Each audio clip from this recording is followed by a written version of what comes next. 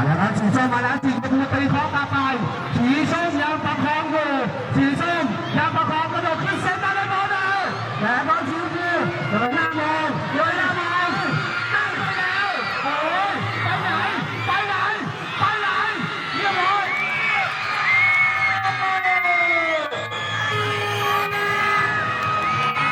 สีชมพูชนะ2-1รองเท้าพังแล้ว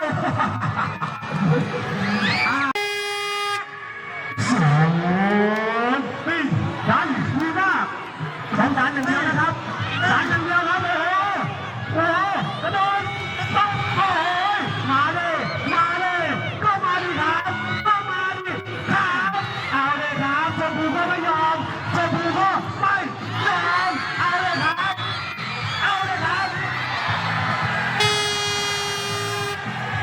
สีส้ม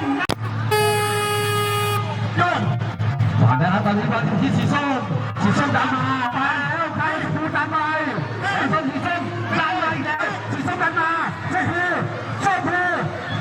มพูดันไปแล้วก็